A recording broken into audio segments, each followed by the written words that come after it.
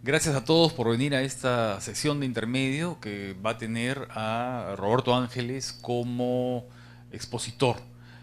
Roberto es muy conocido, casi no necesita presentación, pero voy a cumplir con el formalismo de presentarlo. Estudió teatro en la Universidad Católica, en el Teatro de la Universidad Católica, y luego hizo un posgrado en teatro en Londres. Es un director que tiene una experiencia muy larga y de hace 20 años tiene un taller de formación actoral. Y justamente los alumnos de este taller van a representar, luego de la exposición de Roberto, tres escenas de una obra de un autor uruguayo. Luego de eso vamos a conversar, vamos a hacer preguntas, respuestas y por supuesto con la intervención de todos ustedes. Empezamos con esta sesión invitando a Roberto a que pase aquí adelante.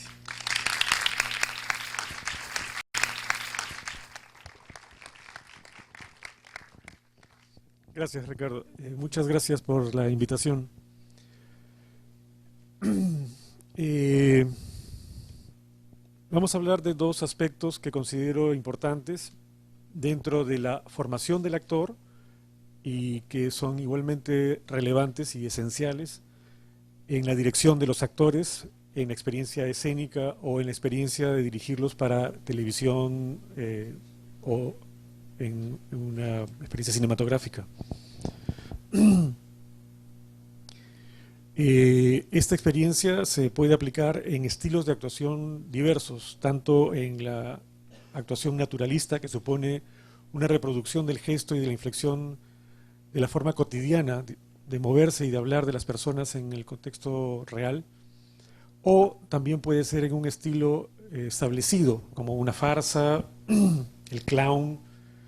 Estos aspectos pueden ser aplicados también en otros estilos, no muy conocidos, como el teatro del absurdo o expresionismo, pero se refiere a la forma en la que el actor maneja la palabra en su trabajo de actuación en un contexto escénico, cinematográfico o de televisión, que son los aspectos, como les repito, que yo aplico en el taller de formación que tengo, como en los ejercicios, como en los trabajos de dirección de obras de teatro profesionales con los actores del elenco, ¿no? Son dos consideraciones. La primera se resume en una frase que dice: como hablamos, somos.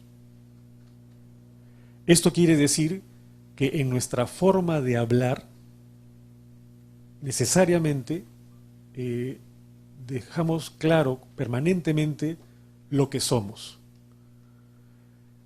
Quizá ustedes, cuando asisten a una reunión social por primera vez, donde hay gente que no conocen, están alerta vía su oído y vía el gesto, vía la vista, de cómo se mueven y cómo hablan las personas que están conociendo en ese nuevo contexto. Y pueden empezar a analizar más o menos eh, de qué se trata esta persona. Cuando un profesor nuevo dicta una clase y los alumnos están en los primeros minutos, están escuchándolo y están tratando de entender qué es este profesor, cómo es, ¿no? Eh, en nuestra forma de hablar, que tiene 6 variables, 4 variables objetivas, concretas, que se pueden tocar, son físicas, que son el tono, el volumen, la velocidad y la prontitud en el habla. A estas se suman 2 variables subjetivas, que son la dirección y el oído. La conjunción, el, la mezcla, ¿no?, de estas 6 variables produce la inflexión, que es la modalidad, el acento con el que habla cada persona. En la forma de hablar, ustedes pueden deducir si esa persona es hombre o mujer, si es una persona mayor, de mediana edad, joven o un niño, pero también pueden deducir su, eh, su origen geográfico, si es limeño, ¿no?, o si es una persona de origen andino o de la selva. Y pueden ir más lejos, pueden deducir si esta persona pertenece a un grupo social determinado de clase media, clase alta o clases bajas económicamente. Pueden, con un poco de esfuerzo, empezar a imaginarse cuál es su tendencia sexual, su tipo de inteligencia, si son prácticos, si son personas muy racionales, y otras cosas de su personalidad, como por ejemplo su timidez o su soltura, ¿no? Y empiezan gradualmente ustedes a imaginarse o a analizar cómo es esta persona por su forma de hablar. Y después de un tiempo pueden reconocer que además esta persona tiene excepciones, no siempre habla igual.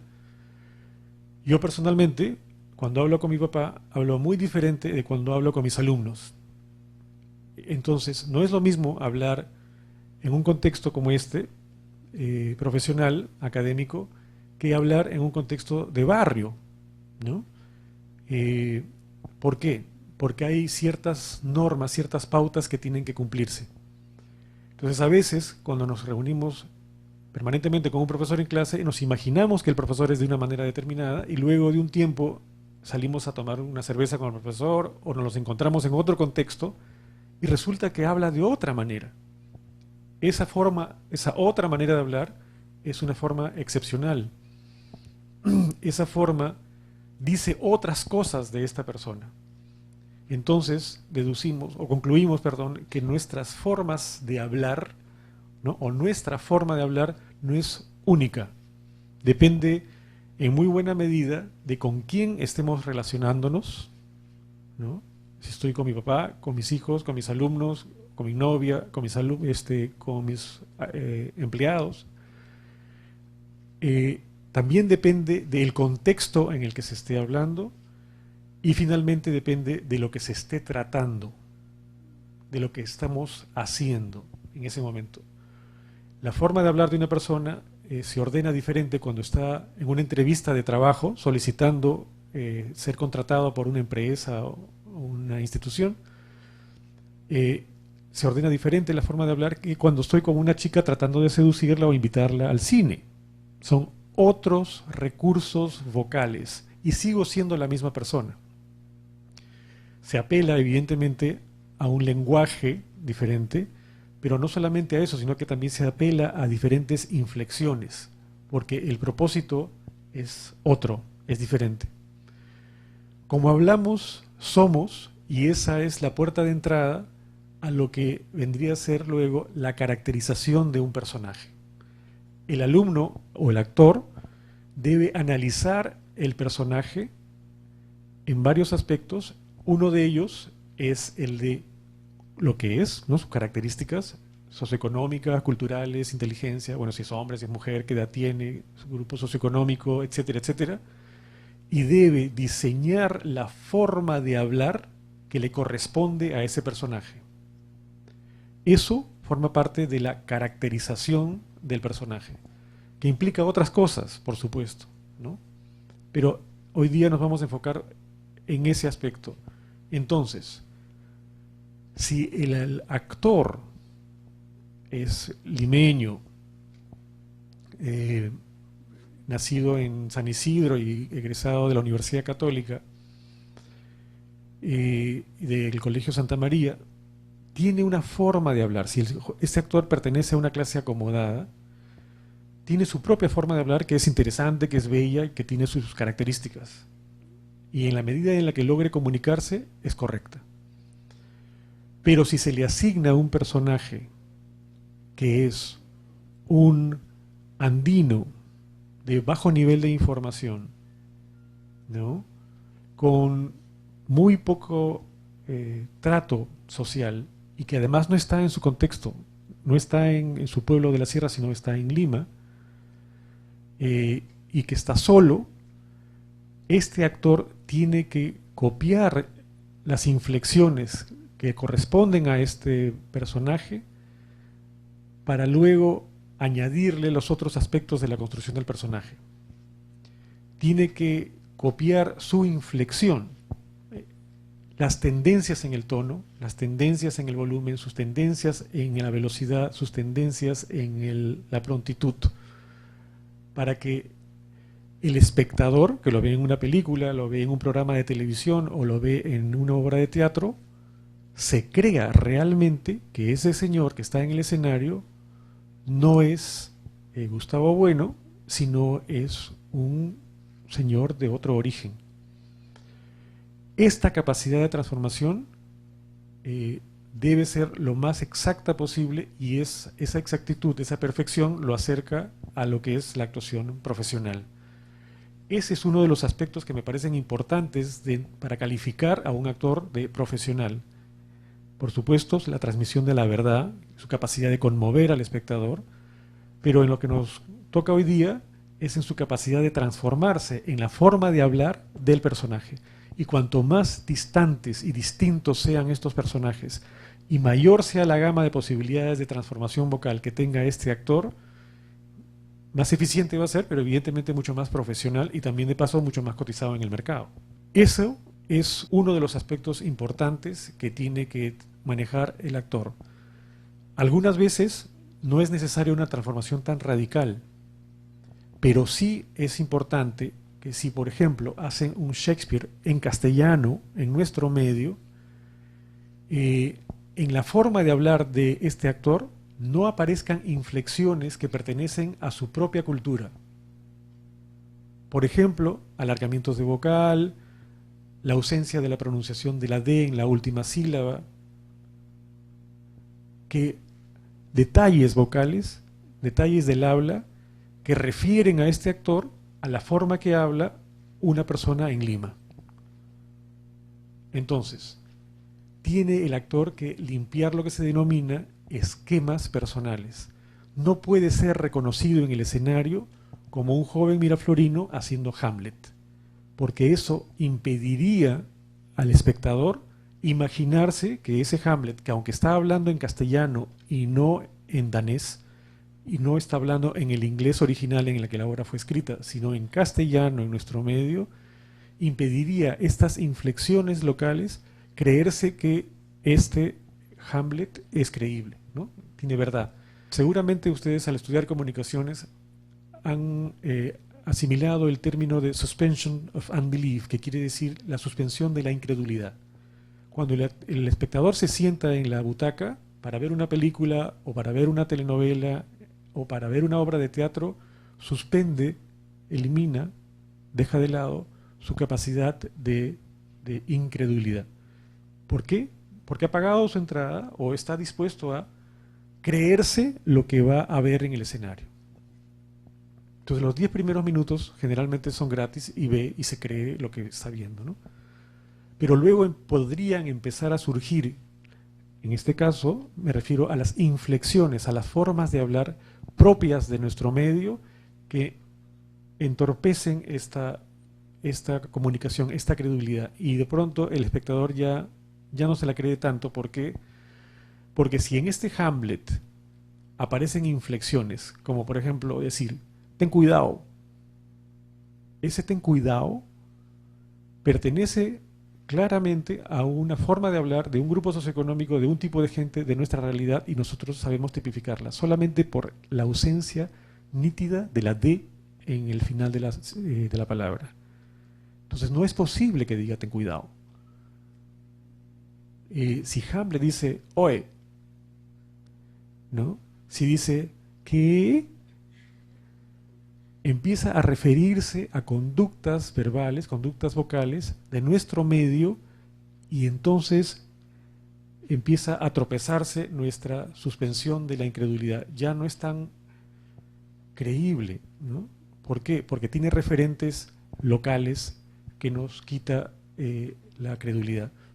Lo mismo pasaría si el actor, no correspondiendo a un grupo étnico, por ejemplo, de la raza negra, hace un chinchano y su forma de hablar no es adecuada, no nos convence como chinchano. ¿Por qué? Porque nosotros conocemos a los chinchanos, sabemos cómo hablan, y por más maquillado que esté, por mucho que tenga su pañuelo en la cabeza y no tenga zapatos, no nos va a convencer si no logra tipificar la inflexión, la forma de hablar que dice todos los aspectos socioeconómicos, culturales, psicológicos, sexuales del personaje que nosotros sabemos que existe. Es mucho más difícil para los actores representar a personajes peruanos en el escenario porque los peruanos sabemos reconocer a los peruanos, tenemos esa experiencia, esa cultura, la conocemos por contacto directo, porque hemos viajado y porque también los vemos constantemente en la televisión, en las noticias, etcétera. Entonces, entre comillas, nadie nos va a engañar cómo habla un peruano de cada una de las regiones, cómo habla una persona de cierta edad, cómo habla una persona de ciertas tendencias culturales, sociales, económicas, etcétera. Entonces, el actor profesional, en su proceso de caracterización de personaje, tiene que tipificar estas formas de hablar, ¿no? Sus tendencias en el tono, en el volumen, en la velocidad y en la prontitud, y ordenarlas, eliminando sus propias tendencias personales y abordando las inflexiones que caracterizan al personaje que se le ha encargado construir. Decía además que esa forma de hablar tiene excepciones, depende con quién hable, depende de dónde se encuentre y depende del tema que esté tratando. Este es el segundo aspecto que trato de alcanzar a mis alumnos y también que debo considerar con los actores, que es que la palabra hablada no corresponde a los verbos decir, contar, dejar saber, hablar. Esos verbos no existen en el drama. Existen en la vida cotidiana, por supuesto, y eso es lo que estoy haciendo en este momento y se tipifica como hablar. Como también señalo que una conversación, la palabra conversación es una palabra equivocada para lo que se hace entre dos personas. Generalmente en una conversación hay otras cosas implícitas, como por ejemplo la competencia, la comparación, ¿no? Mientras que uno está conversando con alguien, puede estar dándole afecto o puede estar pidiéndole afecto, puede estar seduciendo o dejándose seducir, puede estar creando condiciones para más adelante establecer algún contrato de tipo sexual, de tipo académico, laboral, económico, perverso, el que fuere. Cuando conversamos con una persona, estamos midiéndonos, ¿no? Viendo si ésta me gana o yo le gano en el aspecto que a cada uno le interese. Midiendo si conviene o no conviene esta relación. Entonces, suelo decir que el verbo conversar es un verbo que no existe, porque lo que se está haciendo cada vez en una conversación es otra cosa. Y esa otra cosa generalmente es un verbo transitivo. Entonces, regresando al hecho de que los verbos hablar, decir, no existen en el contexto dramático, la pregunta es ¿qué cosa es lo que existe? Y Stanislavski, que es el gran ordenador de la construcción del personaje, es un maestro y director de teatro ruso del siglo XIX, que tenía su escuela de formación, él ha ordenado el término acción y luego lo ha deformado en accionar, que es un verbo que en teoría no existe. Esa es la función que se le asigna a la palabra en el proceso de construcción de personaje que se le encarga a un actor. El actor tiene que accionar, tiene que hacerle algo a la otra persona, al otro personaje. ¿Y cómo se lo hace? Pero puede hacérselo físicamente. Por ejemplo, el verbo puede ser detenerlo. Entonces yo lo agarro y no se va. Sin decir una sola palabra, he cumplido mi acción. He detenido al otro personaje, ¿no? También, si la otra persona me está agrediendo, puedo detenerlo poniendo mi mano. Pero en cuanto a lo que corresponde al manejo del texto, al uso de la palabra está en función de la acción. El actor no debe salir a hablar su texto, a decir su texto. El actor debe salir a seducir, es el ejemplo que siempre utilizo en clase. Romeo debe seducir a Julieta y Julieta debe seducir a Romeo.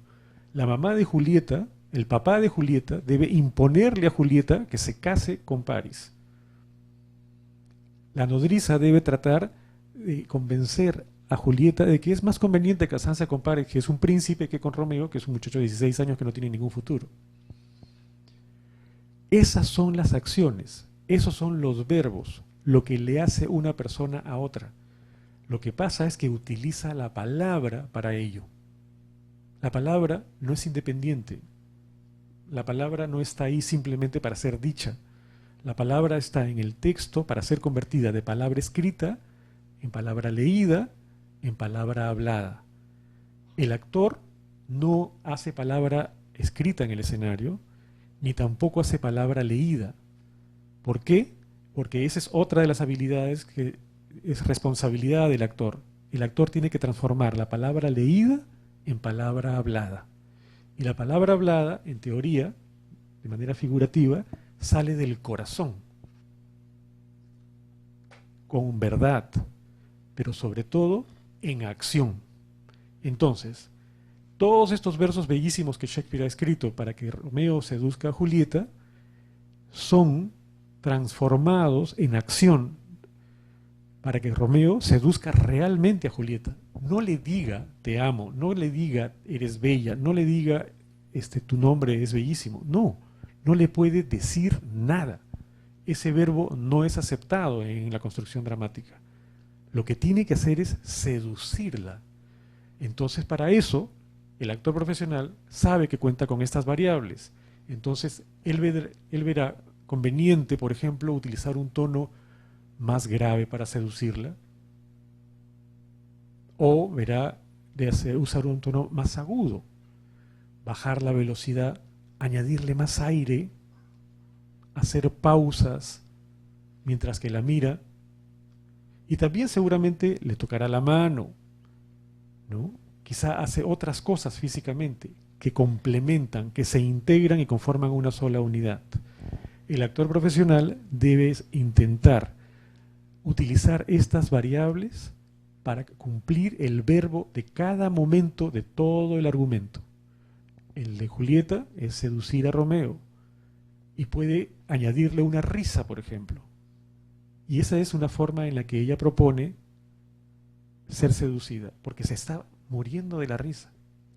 Y luego hace un silencio largo y en tono agudo, en volumen bajo, en velocidad lenta, seduce a Romeo diciéndole, tú eres más bello que tu nombre. Pero no le está diciendo, lo está seduciendo. Y todos los textos de todos los personajes, de todas las obras, están siempre ordenados bajo una acción y la palabra está utilizada en esa función. Mal hace el actor en salir a decir su texto simplemente. Por más natural que sea en una reproducción del comportamiento cotidiano, en la forma de hablar o en el gesto, no es suficiente. No es suficiente. Y eso debe dominarlo el director, porque el director está en capacidad de manejar este texto y está en la responsabilidad, en la obligación de atender al actor en su proceso de construcción de personaje en estos dos aspectos, en muchos otros más, pero en los que estamos hablando ahora son en el de la transformación vocal, de acuerdo a las características del personaje, como hablamos, somos, y en la utilización de la palabra en función de la acción, en función de lo que se quiere conseguir del otro actor-personaje. También debe ayudar al actor en eliminar sus esquemas personales, que son interesantes, son bellos, pero no son relevantes, no son adecuados y pueden ser incluso equivocados en el contexto en el que se esté montando la obra, porque va a romper nuestra capacidad de creer en el personaje si es que aparecen inflexiones que no corresponden a la obra y que nosotros sabemos que no corresponden.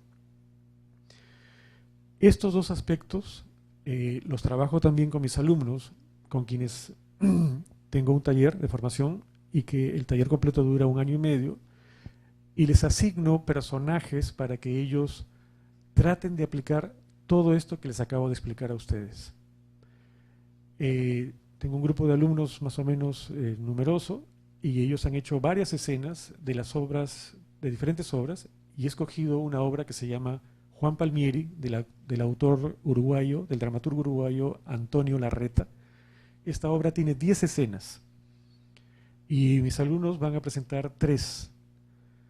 La obra trata sobre una señora, una mamá de unos 45 años más o menos, que siente que ha perdido a su hijo porque se ha alejado y ella no tiene muy claro la razón de su alejamiento. Y su acción, lo que ella trata de conseguir a lo largo de toda la obra, y en ese sentido ordena sus inflexiones, es recuperar a su hijo. Esto debe estar muy claro para un director cuando monta una obra, cuando dirige una película, debe saber cuál es la acción más importante dentro de este argumento. En este caso, la acción más importante es recuperar, ese es el verbo, a su hijo, por esta señora. Y ella va a lo largo de las escenas tratando de recuperarlo. Pero tiene un obstáculo. Su obstáculo es que ella es una mujer muy conservadora. Y en la segunda, tercera escena, ella se da cuenta de que su hijo es Tupamaro. Él ha integrado las filas del movimiento Tupamaro, que es un movimiento subversivo de fines de los años 60, comienzo de los años 70, en el Uruguay. Era un movimiento guerrillero que trató de hacer una revolución y tomar el poder, pero no lo consiguió. Han pasado muchísimos años y uno de los integrantes de ese movimiento Tupamaro acaba de ser elegido en Uruguay presidente de la República. Eso es una anécdota histórica simplemente. La obra la he elegido porque tiene los componentes académicos adecuados para este ejercicio, no por razones políticas. Los alumnos en estas 3 escenas deben aplicar lo que yo les acabo de explicar a ustedes. Entonces, me gustaría que ustedes saquen su papel y su lápiz, que es la misma dinámica que hacemos en el taller, y tomen nota de lo que ustedes creen que los alumnos están haciendo mal. Esto es una clase. Ellos están aterrados ahora en este momento, pero el terror forma parte de mi pedagogía. Entonces ustedes van a tomar nota de aquellos defectos, aquellos tropiezos, aquellas características que a ustedes les parece inadecuadas para el personaje que se les ha asignado. Y también pueden, si encuentran alguna característica positiva, tomar nota de ello y mencionarla para que mis alumnos no se vayan tan decepcionados de este encuentro. Entonces, van a hacer ellos sus 3 escenas de la obra. Juan Palmiri tiene 10 escenas, ellos van a hacer las escenas 2, 4, la conversación segunda, la conversación cuarta y la octava, ¿no? Son 3 escenas que suman en total más o menos 45 minutos. Al final tienen que aplaudir ustedes. Y luego regreso, ellos se van a sentar aquí con Ricardo y conmigo y escucharemos sus comentarios o algunas preguntas que ustedes tengan a bien hacernos. Gracias.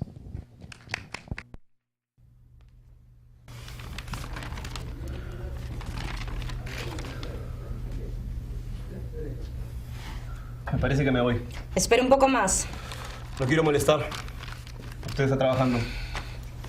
No me molestas. Es un trabajo mecánico. Es curioso, ¿sabes? Cuando tejo con la máquina, en cambio, cualquier cosa me distrae y me hace equivocar. Pero las manos responden como máquinas. Justo.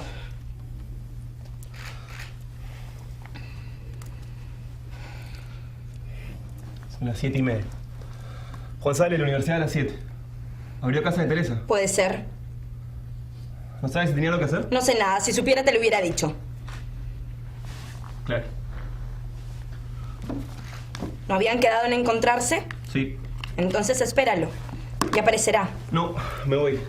Tengo que estar antes de las 8 en el centro. Paciencia. Dígale a Juan que me cansé de esperarlo. Bueno. Hasta mañana, señor.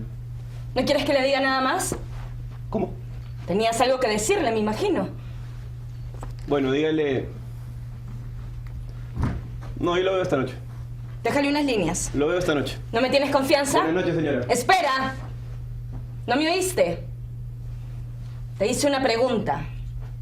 ¿No me tienes confianza? ¿La verdad? No, señora.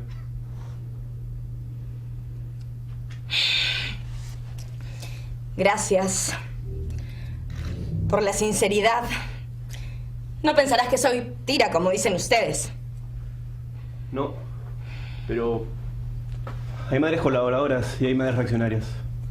Y usted, digamos Yo pertenezco a la segunda categoría. Desde hace poco tiempo. Antes no era así. Pero usted cambió. Está seca con nosotros, todos nos hemos dado cuenta.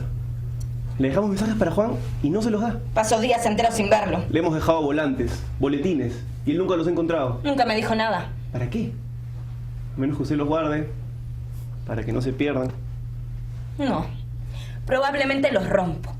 No puedo dejar que la casa se me llene de papeles. ¿Cómo voy a distinguir un papel viejo de uno nuevo? Son todos iguales. Antes los distinguía. Nunca los leí, no entiendo el idioma de ustedes. Por lo menos no los rompía. Puede ser. Pero bueno, un día me harté. ¿Ve? Cambió. Puede ser. Dijiste que todos se dieron cuenta. ¿También Juan? Y claro, ¿no tiene ojos? ¿No se lo ha dicho usted? Hablamos muy poco, Juan y yo. Antes no era así. Estaban siempre chacoteando y riéndose, como dos compinches. Son ustedes los que cambiaron. Una cosa es tener ideas en la cabeza, o como quiera que se llame lo que los reunía todas las noches en el cuarto de Juan y los hacía hablar hasta la madrugada. Y otra cosa es andar haciendo atrocidades por las calles, provocando a la policía y levantando barricadas. ¿Son estudiantes o qué? No leo el diario de hoy, ¿no?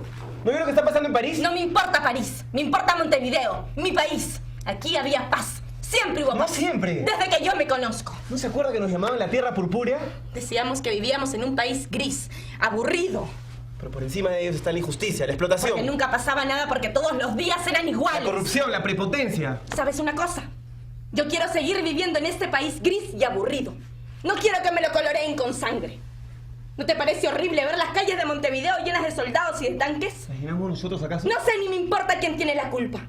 En todo caso, el gobierno, por muy malo que sea, no puede cruzarse de brazos si hay 4 locos que quieren poner el país patas arriba. Nosotros no somos Pero 4. ustedes tendrían que quedarse quietos. Quietos. Unas semanas, unos meses. ¿Por qué no la y dejan no hacer? provocar, no provocar. Supongo que cuando Juan era niño usted le enseñó que no provocara a otro niño. Justamente. ¿Pero qué le enseñó que hiciera cuando otro niño lo provocaba a él? ¿Quién provoca a Juan?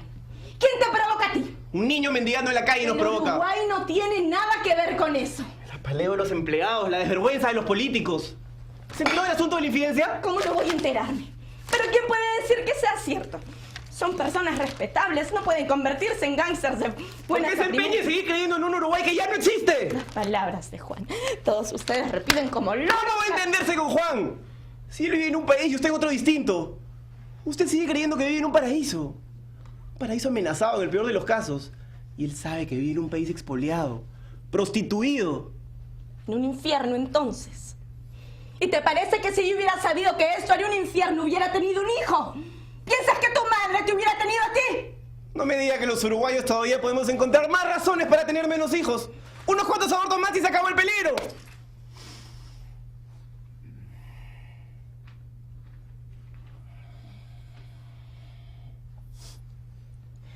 Eres un insolente.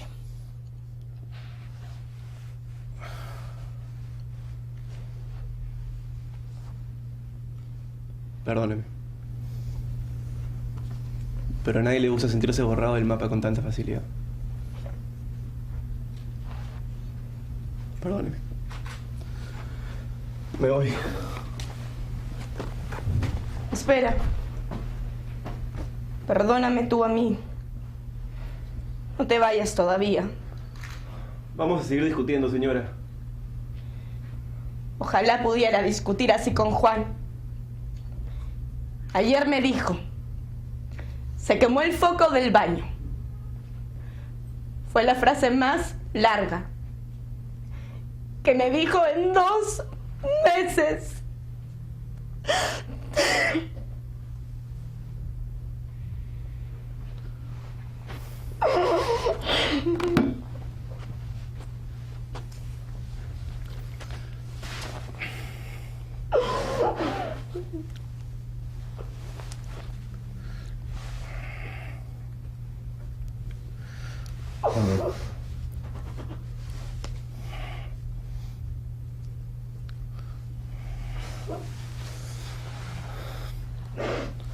¿Usted cree que a él no le duele? Le duele. Pregúnteselo a él. ¿Y tú con tu mamá? ¿Hablas? Es distinto.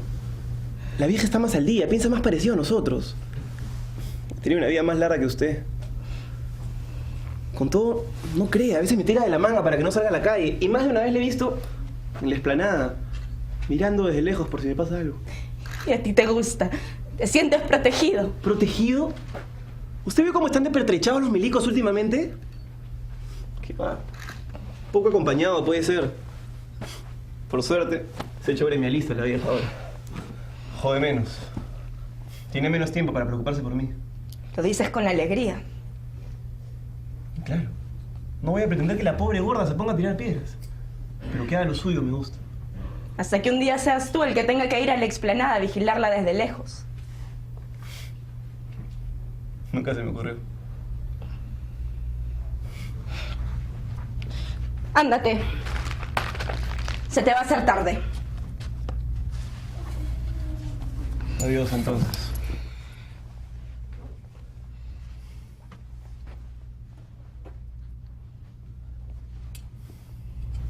Dígale a Juan que mañana a las 7:30 nos reunimos en casa de Luisa. Que van a ir a Rey, el colombiano. A las 7:30, en lo de Luisa. A Regis y el colombiano. Chao. Chao.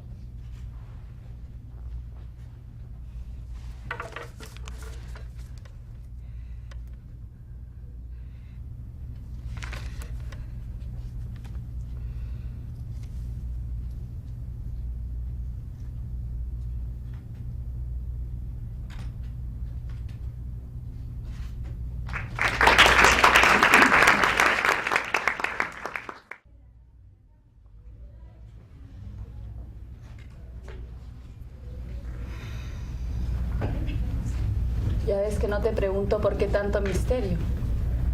Aunque esto del jardín botánico me parece un tanto novelesco. Además, Aquí podemos hablar sin que nadie nos oiga. en mi casa también. En su casa podría caer Juan en cualquier momento. No le dijo nada, ¿verdad? Quédate tranquila. Seguí tus instrucciones. Secreto de Estado. Ya se va a dar cuenta de que esto no se trata de un juego. Perdóname, Teresa. A veces hago este tipo de bromas para aligerar la tensión. En eso es igual a Juan. Hay naturalezas un tanto solemnes, un poquito melodramáticas. Como la mía. Usted nunca me tuvo mucha simpatía, ¿verdad? Bueno, a veces las madres somos un poco amargas con las novias de nuestros hijos. Pero creo que me porté bastante bien, ¿no? Sí, una de las formas de portarse bien es la presidencia absoluta.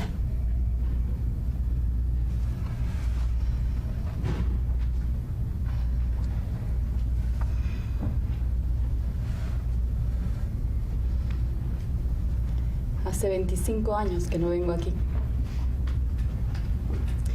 Hubo un otoño en el que vine muy seguido.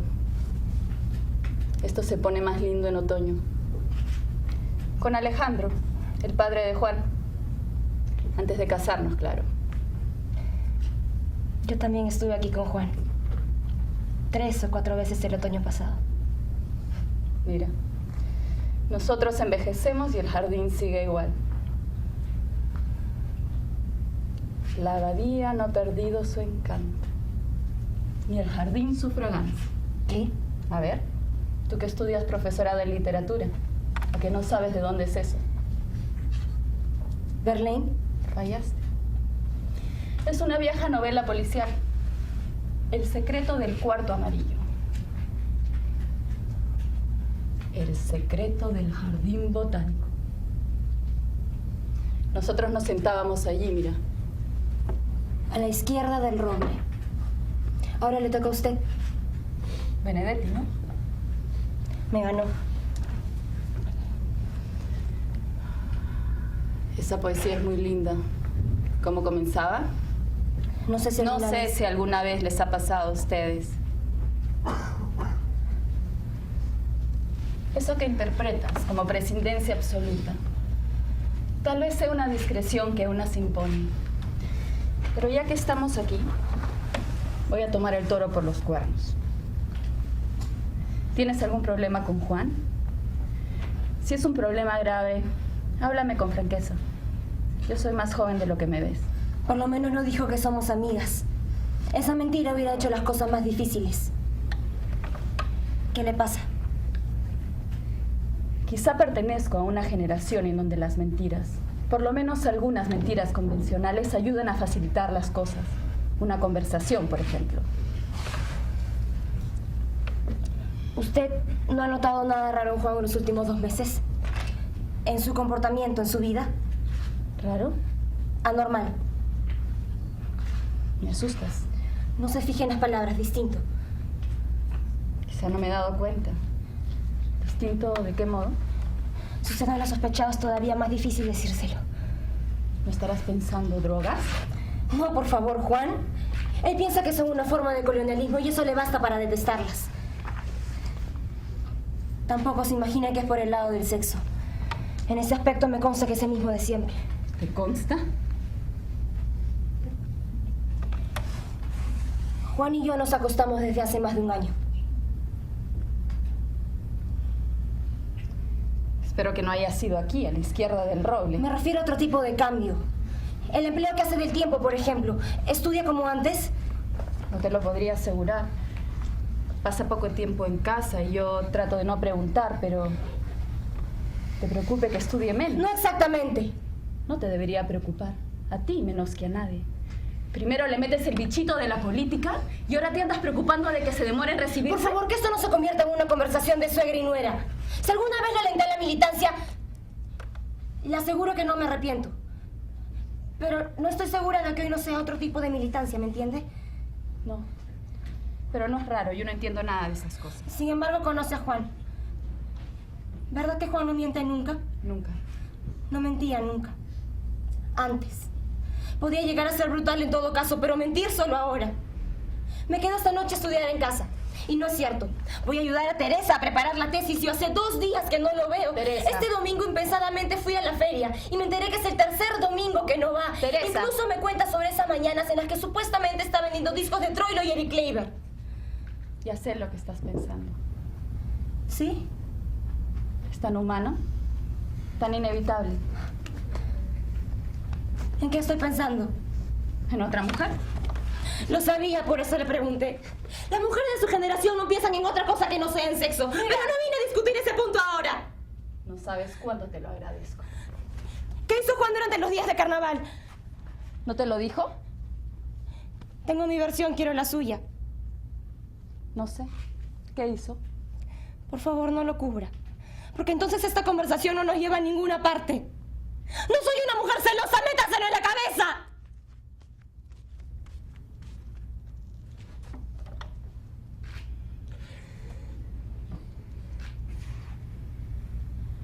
Se fue a un campamento en Rocha, creo. A las orillas de la Laguna Negra, ¿no? Justo. Fue lo que me dijo a mí. ¿Ves? Se fue el viernes al atardecer y regresó el martes tardísimo, cansado pero feliz. Me dijo que había pescado tanto. 70 millones. ¿Qué? De peces. Hizo una ironía a costa suya. No sé qué me quieres decir. El lunes, en la madrugada, unos amigos míos buscando una perrita perdida lo encontraron en Punta Ballena. En un campamento, efectivamente. Con 10 o 12 personas más. Ya ves. En Punta Ballena, dije. Tal vez la lluvia del domingo. Si se tratara simplemente de un cambio de planes, ¿por qué me lo ocultó al volver? ¿A usted se lo dijo? No, pero... ¿Pero no es importante? En todo caso, ¿por qué no se lo preguntas a él? A ver si esto le parece importante. En enero, cuando se fue a preparar el examen al Parque de la Plata, lo vieron 2 veces en la plaza de Maldonado tomando el fresco. Tienes todo un equipo de espionaje. Tengo una amiga que trabaja en la punta en el verano. Él no la vio. Una vez dormitaba. Otra vez leía una revista de historietas. ¿Juan? ¿Verdad que es sorprendente? En todo caso, leer una revista de historietas o tomar el fresco son aún actividades permitidas. ¿Usted conoce Maldonado? ¿La plaza? Está rodeado por la catedral, 3 o 4 hoteles, 4 bares, 2 bancos, el cuartel y la comisaría. No sé qué me quieres decir. El lunes en el campamento de Punta Ballena, mis amigos vieron una combi. No sé de qué me estás hablando. De lo que usted ya comprendió. Juan participó en el asalto al casino, estoy segura. Lo que estás. ¿Tú qué cosa piensas que Juan? ¡Mamaru! Cállate. ¿Qué disparates estás hablando? Juan no es eso. No puede ser. No. Juan no es eso.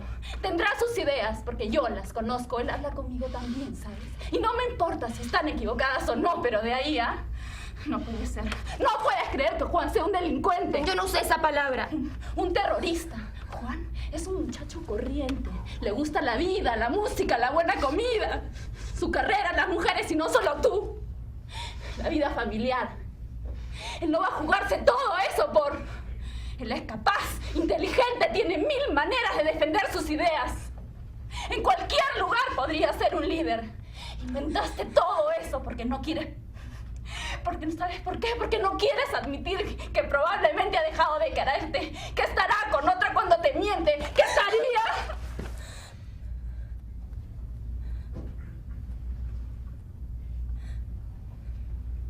Perdóname. Estás llorando. Buena deducción. Entonces no me equivoco. Estoy llorando porque Juan es Tupamaro. Y yo me encuentro igual de desamparada y asustada que usted. Aunque me empeñe en parecer más dura. Entonces, si es tan peligroso, ¿por qué me lo dijiste? Es precisamente por la seguridad de Juan que no he tenido más remedio que contarle. Anoche me enteré que... Cuidado. Hay un tipo observándonos. ¿Qué? Hable de cualquier cosa, domínese. ¿Dónde? Ahí, a la izquierda del roble. Está leyendo un diario. Está siempre leyendo un diario. Lo he visto varias veces en la esquina de mi casa, en el bar, cuando entro a hablar por teléfono. Lo que iba a contarle tiene justamente que ver con esto. Hable, por favor. No puedo. Diga cualquier cosa. Descríbame un vestido. No puedo. Recita, yo le apunto. No sé si alguna vez les ha pasado a ustedes, No sé si alguna vez les ha pasado a usted. pero cuando la lluvia cae sobre el botánico, O cuando la lluvia cae sobre el botánico. aquí solo quedan los fantasmas. Y solo quedan los fantasmas. Ríase ahora. Ríase, el vestido era horrible, ríase. ¡Ríase!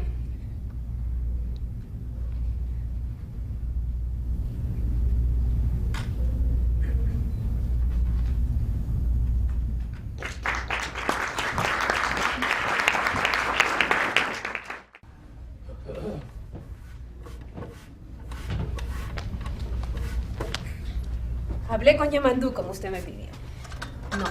No me dé las gracias. Probablemente la voy a defraudar. Lo que voy a decirle no es lo que usted desea oír. Solo deseo saber la verdad. ¿Sí? Efectivamente, su hijo y el mío estuvieron viviendo juntos en la casita del Pinar, desde fines del invierno hasta el día antes de Pango. Ahí habrían regresado, seguramente de no haber sido atrapados. Un vecino reconoció las fotos en los diarios. La policía acercó la casa y cayó esta muchacha, Nelly. La otra, que también estaba en la operación, estaba fuera. Le avisaron y pudo salvarse. Yamandú, mi hijo, lo conocía antes a Antonio. Pero en estos 2 meses... Mi hijo no se llama Antonio. Perdone, yo sé, Juan. Yamandú lo llama todo el tiempo Antonio porque él lo conocía bajo ese nombre. Antonio. Es por seguridad, ¿comprende? En la organización ninguno conoce la verdadera identidad del otro. Al final es la policía cuando los identifica y los ficha la que termina por presentarlo formalmente. Perdón. ¿Por qué? A Juan le hubiera gustado su ironía. Yo no sé si usted sabe, esta chica, Nelly, era la compañera de Fernández Prati, una muchacha que cayó con otros en una chácara. Cuando ella salió embarazada, Yamandú dio por sentado de que el padre era Fernández Prati. ¿Dio por sentado? ¿Ella no lo dijo? ¿No se acuerda? Quizá lo dijo. En todo caso, todos, él, la otra compañera y Antonio, pensaban lo mismo, de que el padre estaba en Punta Carretas. Fue entonces, en esa situación, en que Antonio empezó a actuar como el padre de la criatura que iba a nacer. Pero fíjese bien en mis palabras, que son las mismas que las de Yamandú. Actuar como que lo fuera realmente. ¿No cree? ¿Vivían o no vivían juntos? Eso yo no creo que Yamandú me lo diría ni que estuviera bien preguntárselo. Eso no es lo que quiero saber. Yo solo quiero confirmar si ese niño es o no hijo de Juan. Usted quiere convencerse de que lo es. Puede ser. Pero ya no me queda mucho de dónde agarrarme. La madre ya no está con el niño, ¿sabe? No puedo seguir criándolo. No está en condiciones físicas. Hace 6 días que está con los padres de Fernández Prati. Los abuelos. Lo siento. Eso cierra la cuestión. Aparentemente. De todos modos, muchas gracias. Espere. Yamandú tiene una carta para usted en la próxima visita. ¿Hay algo que quiera decirme personalmente? No, no se ilusione, no tiene nada que ver con el niño. Pero tiene un lindo recuerdo de Antonio. Perdón, de Juan. Diga, Antonio. Me gusta. Me hace sentir como si yo misma fuera parte de ese secreto esos meses. Son precisamente de esos meses que quiere hablarle en su carta. Pasaré a buscarla. Yo se la llevo a su casa. Y así conversamos un poco más. Hasta pronto. Espere. No se vaya, por favor. Hay algo que quiero decirle. Siéntese.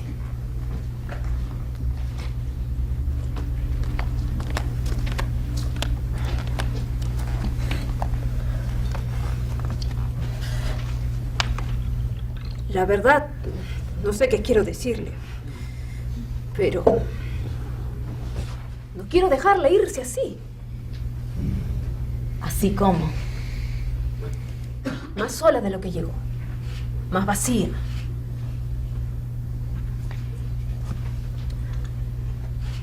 Usted vino aquí de alguna manera buscando a su hijo vivo y yo no he hecho otra cosa más que tirarle unos cuantos mendrugos. A veces no hay más remedio que alimentarme de mendrugos. ¿Está segura? Disculpe, yo sé que puede parecerle fácil hablar cuando una tiene un hijo realmente vivo y puede hablar con él y verlo y tocarlo por lo menos una vez a la semana. Y llevarle comida y abrigo. Esas cosas que parecen que nos aseguran nuestra razón de ser en el mundo. Pero no es tan así. Usted sabe que esta tranquilidad es transitoria. Apenas una tregua. La lucha recién comienza, ¿no es verdad?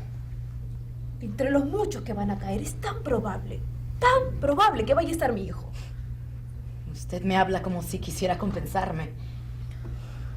Quizás porque para sentirme autorizada a hablarle a usted, que ha perdido a su hijo, necesito que me vea como una madre que de antemano ha aceptado la muerte del suyo.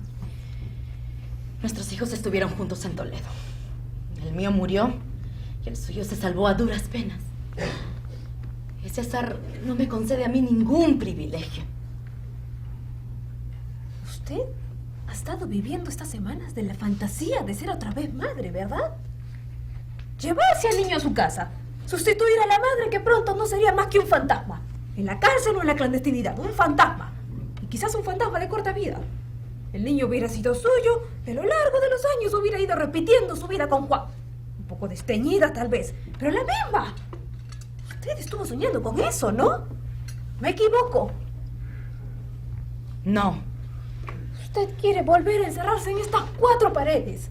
Seguir viviendo para él solo y solo de él. ¿Qué no comprende que justamente a Juan le enseñó lo contrario? Que el mundo es más grande que estas 4 paredes. Que no tenemos derecho a gastar aquí dentro todas nuestras energías. Y mucho menos nuestra capacidad de amar.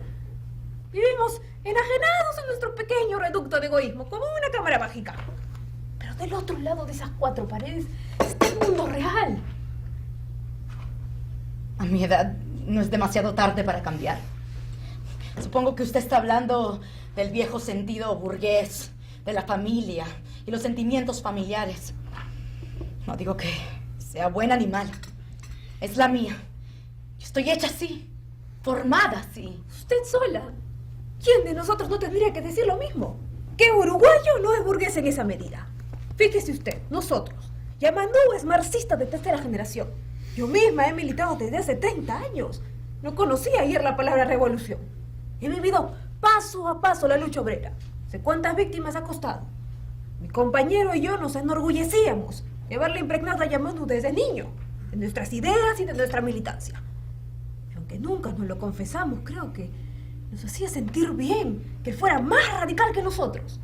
Era lindo discutir con él, inclusive disentir con él. Nos hacía sentir jóvenes, vivos. No nos habíamos enclerosado, nuestras ideas tampoco. Íbamos a estar hombro a hombro el día en que la cosa sucediese. Y de repente, inesperadamente sucede. Nos avisan que lo agarraron en Pando. Al mismo tiempo, nos enteramos de que es Tupamaros quien tiene el brazo deshecho, de que está en una celda y que se ha estado desangrando. ¿Usted cree que en ese momento todo lo anterior sirve de algo? Nos damos cuenta de que también nosotros, con nuestra larga militancia, hemos vivido disociados, hablando de una revolución que jamás nos atrevimos a imaginar. Como los creyentes que pueden hablar de la vida eterna. ¿Usted cree que fue fácil acomodarnos a la realidad? A ese cambio, como usted dice, cuando el cambio tiene el rostro de nuestro hijo torturado. Pero no hay opción posible. Aun si nosotros no estuviéramos de acuerdo, ellos no nos dejarían elegir. ¿Ellos quiénes? Nuestros hijos, el suyo, el mío. Salga a la calle y véanos. Párese en la puerta de un colegio, obsérvenos. Ellos son el coraje, la generosidad, la fe. ¿A qué precio? A veces el que usted está pagando. ¿No es demasiado alto? Si usted se encierra de nuevo a velar a su hijo muerto, sí, porque no va a poder comprender nada. Pero aproveche la puerta que le está abriendo. Respire hondo este otro aire. Vea las cosas que él vio. Quiera las cosas que él quiso. ¿Sería una parodia? Le puedo ser leal sin necesidad de todo eso. Si la lealtad fuera una cosa neutra, pasiva, que solo consiste en guardar un sentimiento como un objeto viejo o una flor seca, pero la lealtad que él está pidiendo es otra. Es un sentimiento más vivo, que no se conserva, se juega. ¿Aún a riesgo de perderse? Quizás. Le propongo un ejercicio, un esfuerzo de imaginación que haremos las dos juntas. Imaginemos un día cualquiera, o una noche, mejor, dentro de algunos meses o un año si usted quiere. Usted está por acostarse, se encuentra con la foto de su hijo que está en su mesa de noche y se da cuenta de pronto que durante todo el día no ha pensado en él, ni una sola vez. ¿Cómo? Se asusta, se asombra, quizás se siente algo culpable, hasta que recuerda en qué se le fue el día. En combatir las mismas cosas que combatió Antonio, o Juan, perdone, aunque su modo de combatir no pueda ser el mismo. En debelarse, en indignarse, en exaltarse por las mismas cosas. Ahora dígame, ¿dónde está más vivo su hijo? ¿En el recuerdo olvidado en la soledad? ¿En su casa cerrada como un panteón? ¿O en ese olvido en la calle, junto a otros que son sus hermanos y necesitan de usted? Ese es el riesgo que no quiere correr. ¿Usted me propone la política? ¿Por qué no? La política no es para todos. Usted está donde la ha puesto su hijo, incrustada de repente en una realidad que no es una entelequia inmutable, sino un campo de acción también para usted. ¡Actúe! ¿Cómo? ¡Participe!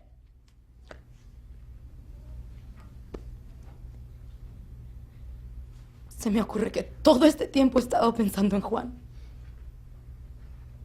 ¿Y usted? Me está haciendo pensar en Antonio.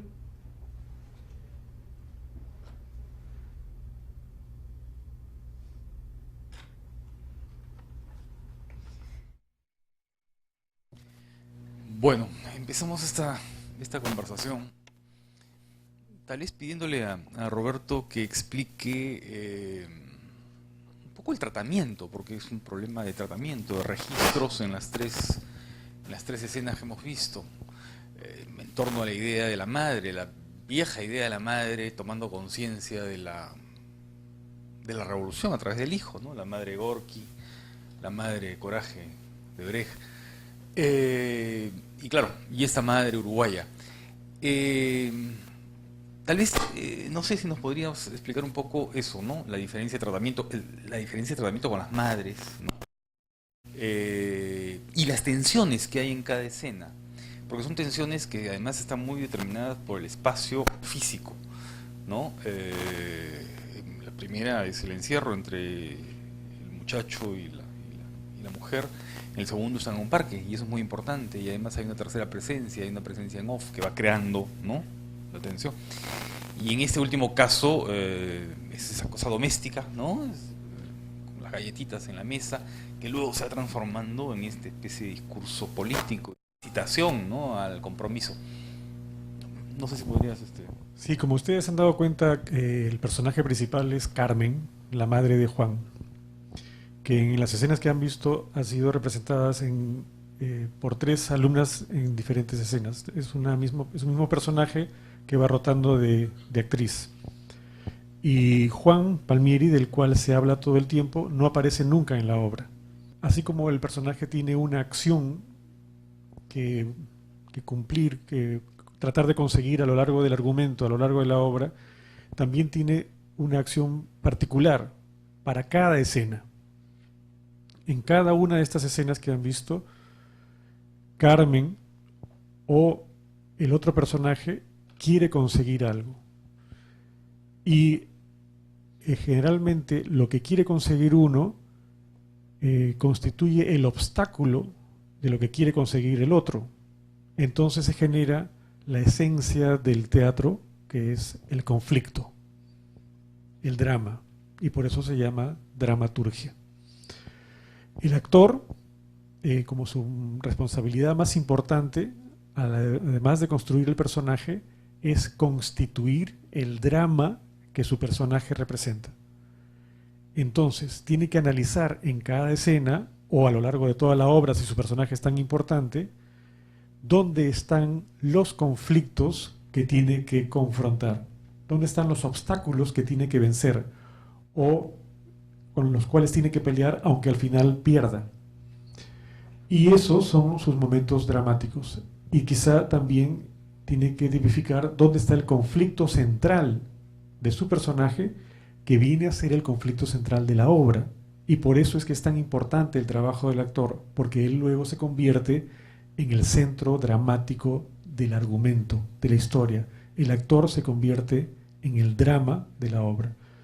Y es por eso es que el actor es el centro de la propuesta creativa de un montaje de una obra de teatro. Hay una relación directa, un vínculo directo entre el dramaturgo, que es el que ha concebido el drama y lo ha hecho turgia, lo ha hecho una obra de teatro, y el actor, que se convierte en la vivencia de ese conflicto. El actor, técnicamente, para poder representar eso e interiorizar su drama, tiene que tener claro qué cosa quiere conseguir y qué cosa se opone a esa búsqueda, qué cosa se opone a esa acción, y entonces entender el drama y confrontarlo. En cada una de estas escenas ustedes han visto ese intento, está escrito, y cada uno de los alumnos ha intentado hacer el momento dramático de esa escena.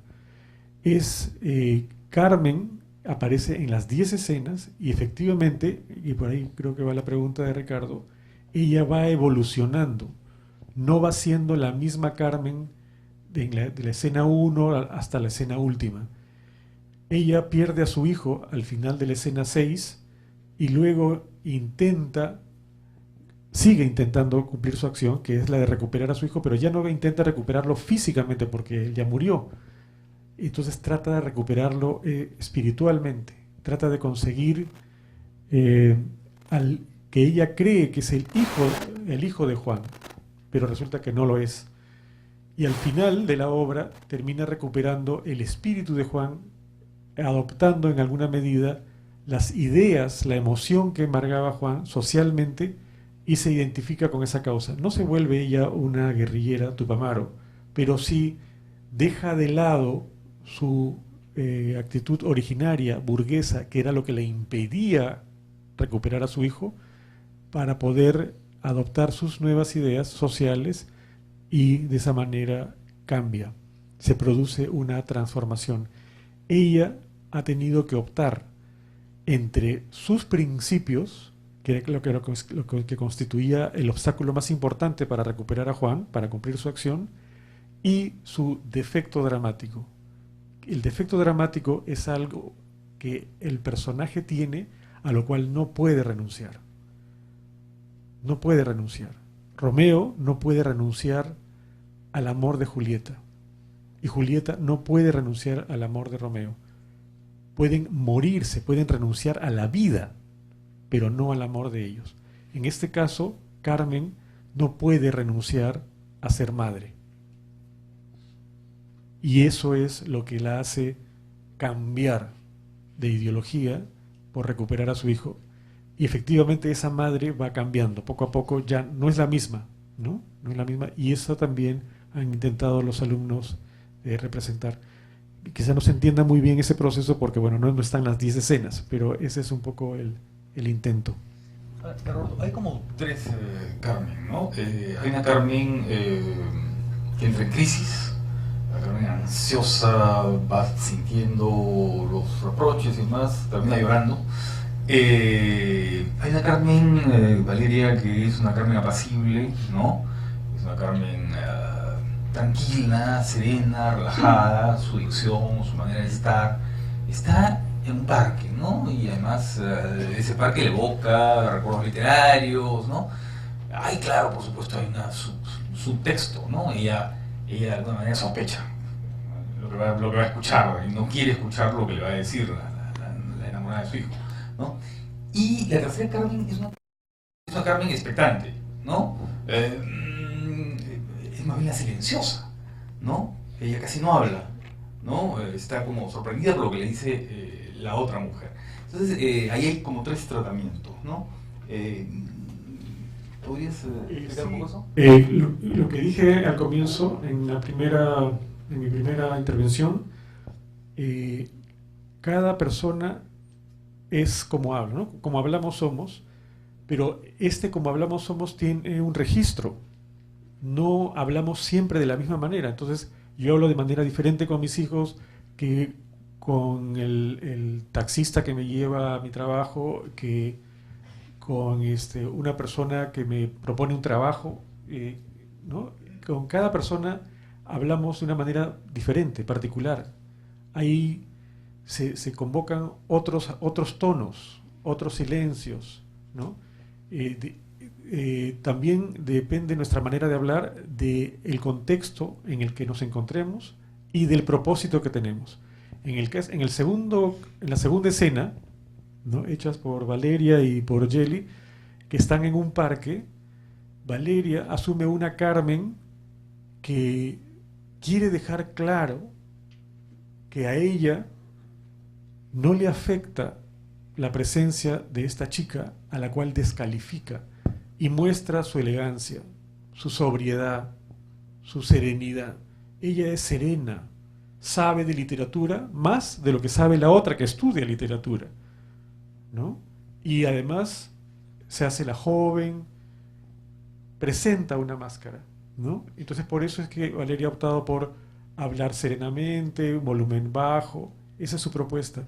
Pero cuando aparece el gran obstáculo, que es la gran verdad de que Juan se ha convertido en Tupamaro, choca directamente contra sus principios, que ella es una mujer conservadora, y pierde el control. No solamente grita, sino que además la golpea físicamente y se descontrola, no sabe cómo comportarse.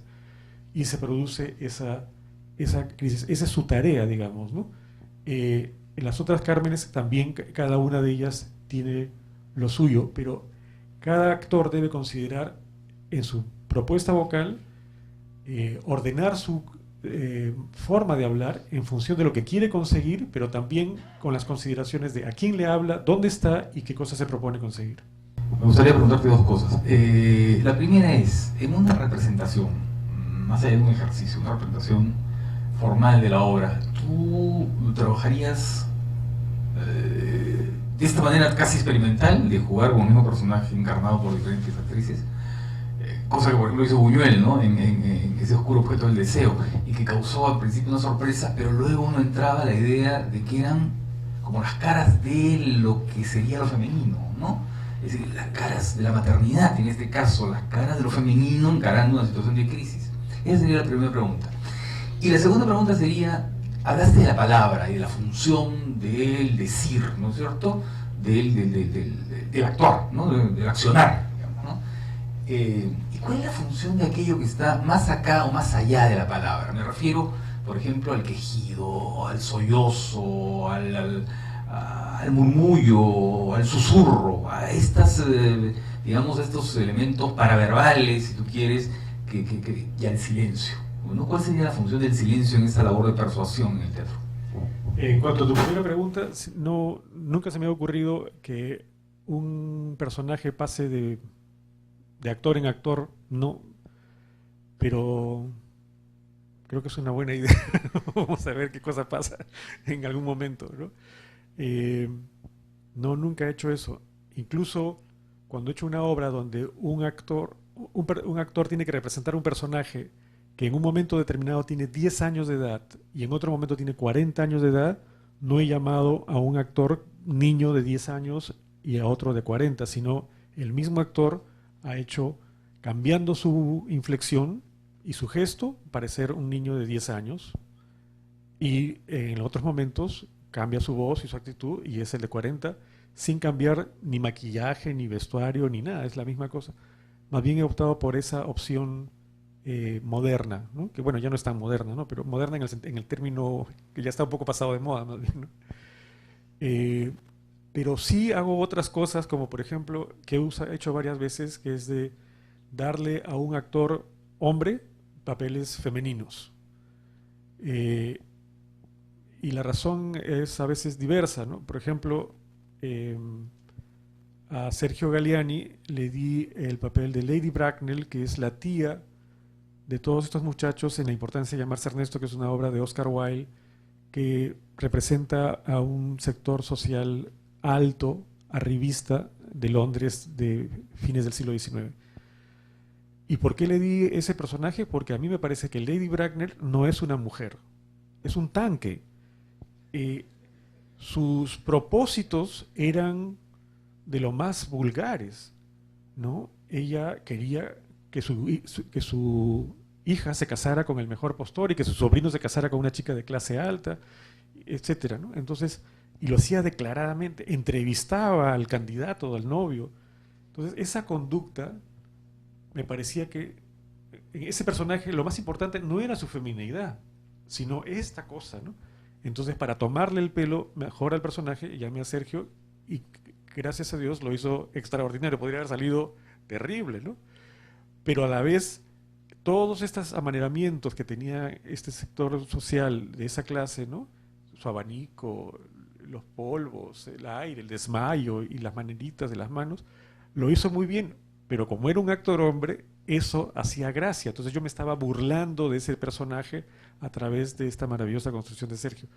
Esos travestismos los he hecho varias veces y otro tipo de travestismos también, ¿no? No solamente de hombre a mujer, sino de darle a un actor un personaje que le corresponde a otra edad o a otro grupo socioeconómico, por ejemplo, ¿no?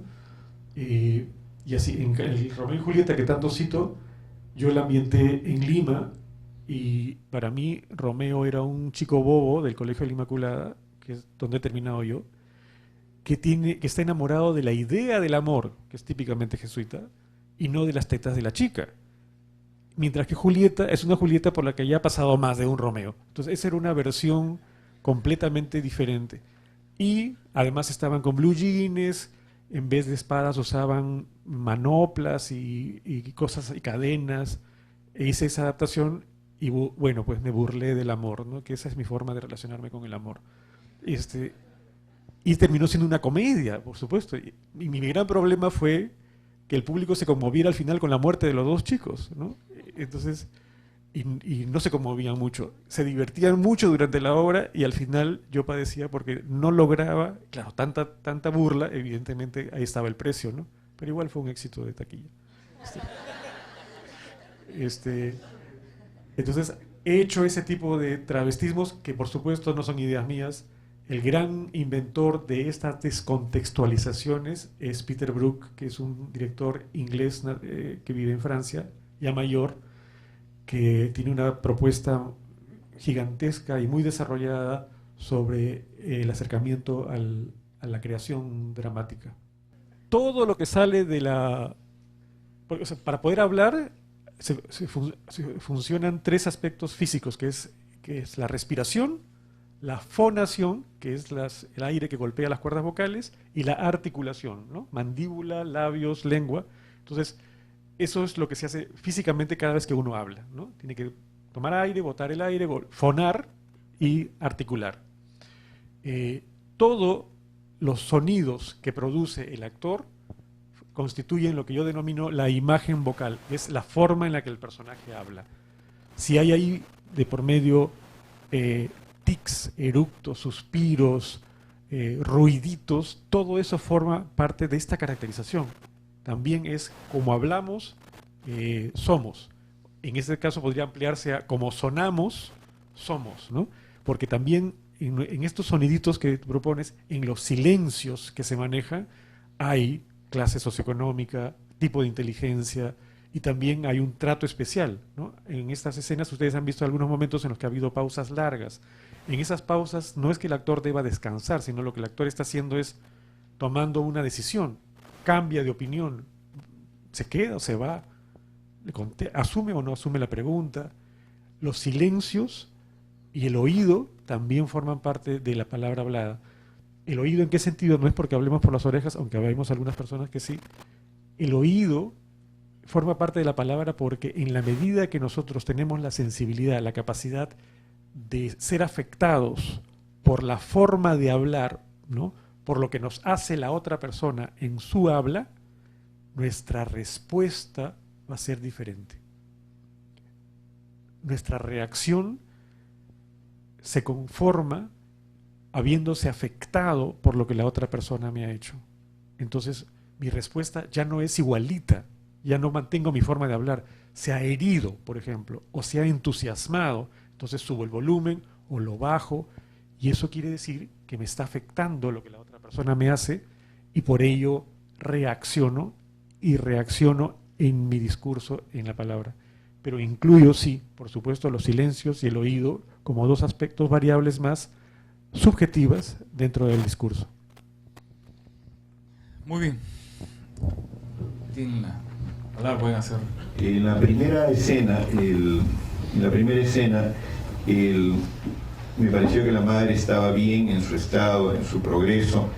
Me pareció que el amigo estaba bien en su juventud y en su postura, pero en su actitud de desconfianza de la madre al principio. Pero me distrajo su dicción, que por momentos no se entendía, o por momentos las 2 o 3 últimas palabras de la oración las bajaba demasiado. También me distrajo que hablando de París, supongo de los años 60, llevara un encendedor y una cajetilla de cigarrillos que no corresponden a la época. También me distrajo que al acabar su cigarrillo, llevar el cenicero y el cigarrillo a botarlo en un balde. Algo así como que, bueno, ¿sabes qué? Tengo que ponerlo acá porque en el cambio de escena esto tiene que estar acá, ¿no? Entonces, antes de la cachetada estaban demasiado cerca, o sea, estaban en una distancia corporal que no se acostumbra entre dos personas. Entonces era algo así como, tengo que ponerme más cerca de ella porque ya viene la cachetada, ¿ya? Entonces, en la segunda escena, la chica me pareció muy fluida, con mucha energía, y la mamá también me pareció bien, aunque por momentos parecía artificial, como por ejemplo, cuando dijo si es un problema grave hablar con franqueza, no lo entendía con la entonación que debería estar. Igualmente, después de la cachetada, bueno, no vi la reacción de la muchacha, pero había toda una energía en la madre que era bastante intensa, y la madre se queda sentada. O sea, yo hubiera esperado que con toda esa energía la madre se parara y le diera la cachetada. Me pareció excelente la atención final de la madre, que hasta la cartera que tenía en la mano le temblaba. ¿Ya? La ropa de la mamá, la segunda, me parecía demasiado elegante, contrastaba con lo modesto de la primera y la tercera madre. Y finalmente, en la tercera escena, me pareció bien, pero yo esperaba una mayor angustia de la madre de Juan Antonio, porque estaba en tres cosas. Estaba buscando a Juan, estaba buscando a su nieta, estaba dudando respecto a su propia actitud política, ¿no? Y me pareció que la energía de la madre que estudió el lonche estaba excelente, pero no sé dónde estaba el azúcar.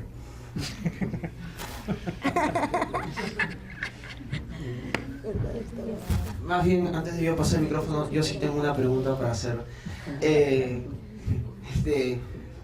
Tengo dos preguntas. En primer lugar, a la hora de construir un personaje, usted ha dicho que da la libertad a los actores, o sea, en cierta forma, para que encuentren el personaje y construirlo. Pero el papel de un director, al dirigir a los actores, es ayudar a construir ese personaje.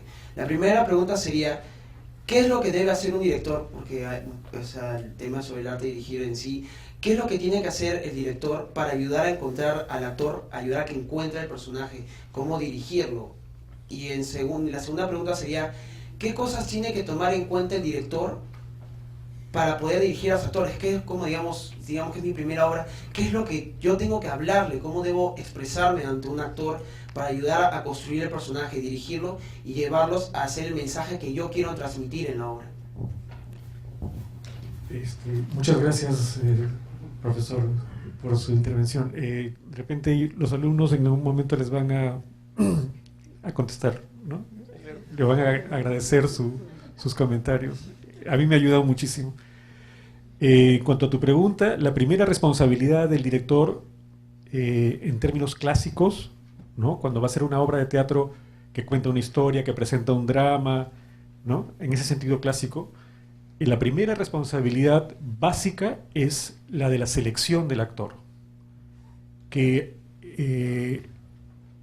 originalmente se llama casting, pero el término en nuestro medio se ha deformado un poquito en su contenido, porque a veces, sobre todo en las productoras de televisión y luego en los comerciales, el término prioriza mucho lo que se ha denominado también el look o el perfil, ¿no? En algunos casos, directores que no se animan a dirigir al actor prefieren encontrar a una persona, sea actor o no, que se vea y hable un poco como lo que él cree que es el personaje. Y ahí está dejando claro que no tiene la capacidad de dirigirlo. Entonces ahí hay un tropiezo del inicio. Entonces, regresando a la primera observación, la primera responsabilidad del director, es hacer el casting adecuado. Y el casting adecuado, claro que considera el aspecto, la edad, o sea, si es hombre, si es mujer, qué edad tiene, qué sé yo, si es mestizo, si es blanco, si es gordito, bajito, qué sé yo, ¿no? Una vez que esos aspectos están considerados, el más importante es saber si ese actor va a poder constituir dos cosas: la caracterización del personaje que se le asigna y, fundamental y primordialmente, el drama del personaje. Porque de eso se trata la dramaturgia y de eso se trata el teatro. Nosotros somos raros al decir que lo que hacemos es teatro, pero en lo usual es decir que se hace drama, ¿no? En la formación que yo he tenido en Londres, lo que yo he estudiado es drama, no he estudiado teatro. Las escuelas se llaman así, ¿no? Escuela de drama. No se llaman escuelas de actuación, no se llaman escuelas de teatro. Entonces, el drama es lo más importante, es la responsabilidad más importante del director. Y ese drama, esa responsabilidad se la va a conferir a los actores, sobre todo a los actores principales, a los que hacen el protagonista y el que lleva la acción más importante. Entonces, ese criterio de escoger, de hacerle la prueba para ver si puede caracterizar y transformarse en lo que el personaje es, y luego, si logra constituir el drama que contiene el personaje y vivirlo con la emoción, con la intensidad, con la verdad que le corresponde, es la primera responsabilidad del del director. Y luego de eso debe atender al actor en su proceso de su caracterización, del cumplimiento de su acción y de la constitución de su drama. No es imponer. Esa es mi visión diferente. Es larguísima la historia de cómo yo he cambiado de opinión de imponer, porque sí al comienzo imponía, a atender. He tenido que trabajar con una directora, mujer, que estaba en proceso de querer ser madre, para entender el lado que yo no quería ver, y me ha sido muy difícil aceptar, el lado femenino de la dirección. Me ha sido difícil. Yo soy hijo de un general de la Fuerza Aérea, y a pesar de que hablo así medio amable, mi personalidad es muy rígida, muy estricta, y creo que hay algunas cosas que no existen y no se deben considerar. Y una de esas cosas era la sensibilidad del actor cuando yo recién empecé a dirigir, y evidentemente era una vergüenza. Pero era joven, era necio, y bueno, entonces, y cuando yo intenté ser, en la segunda parte de mi posgrado, era hacer una práctica. Y yo quería ser asistente de dirección de un director mayor que dirigiera teatro isabelino. Para eso pues había ido a Londres, ¿no? Y me pusieron con una directora mujer que dirigía a García Lorca. Fue una crisis espantosa para mí, ¿no? La conclusión final es que aprendí que la forma en la que ella dirigía era como dice un personaje de Yerma, de García Lorca. Ella le hablaba en el oído a sus actores como se acurruca una paloma en su nido. Y de esa manera maternal ayudaba a sus actores en su proceso de gestación de su personaje. Entonces, a mí me ha costado años aceptar eso, ¿no? Me parece muy difícil, ¿no? Entonces, pero gradualmente, poquito a poquito, he tratado eso, es atenderlo en su proceso de creación, porque el actor está en un proceso de descomposición y de sensibilidad. Entonces, la propuesta vertical de hijo de general de la FAP ya no funciona, también porque yo he cambiado, ahora también estoy más viejito, ¿no? Pero si se atiende de esa manera con afecto, creo que lo que se logra es mejor. El actor se siente más libre. La contemplación forma parte de eso, antes que la imposición, ¿no? Hay una identificación. Pero ojo, el elenco que escoges es el elenco que escoges. El elenco que tienes es el elenco que tienes. Pobre de ti como director, si luego de escogido tu elenco vas a regañadientes contra el actor que no consigue. Ese es tu problema y resuélvelo en tu casa. Pero tú no tienes ningún derecho a mostrar un gesto siquiera o una inflexión siquiera de malestar contra el actor que no consigue lo que tú te has ideado. Déjale al actor que consiga lo que él se ha ideado, ¿no? Permítele eso, porque ya bastante generoso es él en aceptar tu proyecto para que además tenga que aceptar tu idea de qué cosa es el personaje. Me parece ya demasiada insolencia. Entonces, todo eso, que es pues medio femenino, me es muy difícil aceptarlo y me siento medio avergonzado de contarlo ahorita, pero esa es la verdad. Eso es lo que estoy... Todavía no lo logro, pero ahí estoy en ese intento y evidentemente de vez en cuando fracaso, ¿no? ¿Pueden responderle al profesor un poquito antes de tu pregunta? Bueno, primero, buenos días. Recibo sus críticas con mucho agrado. Me parece que son correctas en la mayoría. Sobre todo, yo he tenido un problema básico cuando empecé, que era el tema de la adicción, que usted muy bien señaló. Si usted hay cosas que no me he entendido, antes habían cosas que nadie me entendía. Yo realmente hablaba muy mal. Y la primera evaluación que tuve con Roberto, él me dijo algo que ha hecho que yo día a día sea consciente de mi manera de hablar y que haya cambiado para siempre, ¿no? Que es, yo siempre hablé mal, pero no sabía por qué hablaba mal, que es un tema de adicción. Y él me dijo que era básicamente porque era un irrespetuoso y un engreído y que simplemente quería atarantar a la gente. Y eso me pareció tan terrible que realmente me hizo sentir mal en el momento y me hizo dar cuenta que poco a poco, o sea, me hizo ser consciente de este gran defecto y lo he ido cambiando en mis ejercicios.